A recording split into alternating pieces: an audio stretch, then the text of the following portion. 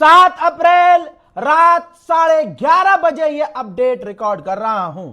मेरे दोस्तों, ईरान ने धमकी दी है, खतरनाक धमकी है, और किसी की धमकी को, खासकर ईरान की धमकी को अगर कोई सीरियस ना ले, उससे बड़ा कोई चूरन नहीं है।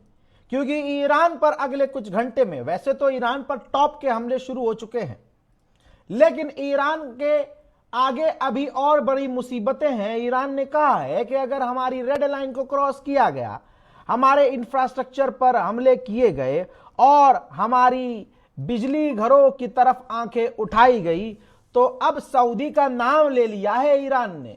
ईरान ने कहा सऊदी अरब से लेकर पूरे गल्फ में अंधेरा छा जाएगा।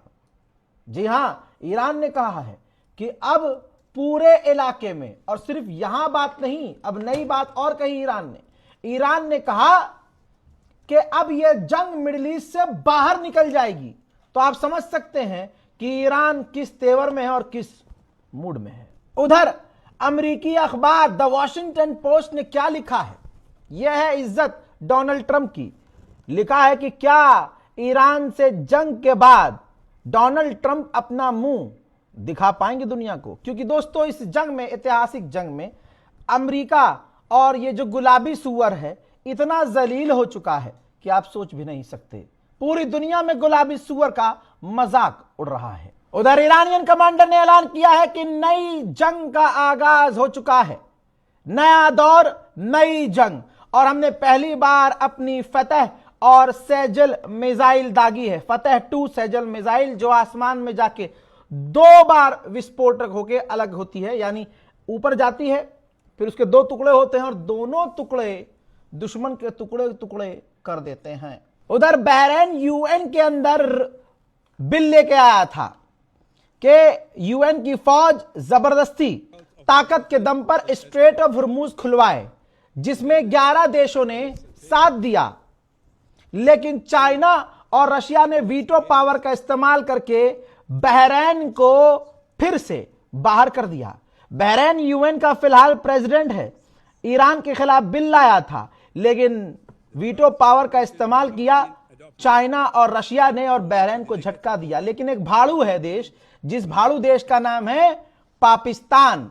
पाकिस्तान इस वोटिंग में था ही नहीं, एब्सेंट था, एब्सेंट।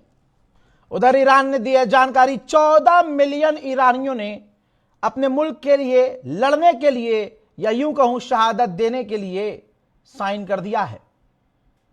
ऐसे होते हैं ईरानी। जो भारत के लोग ईरान में रहते हैं, भारत सरकार ने अपने भारतीयों के लिए नोटिफिकेशन जारी कर दिया है और उनको हुक्म दिया है कि आप बंकर के अंदर रहिए, छुप कर रहिए और इलेक्ट्रिक पावर ग्रिड से दूर रहिए।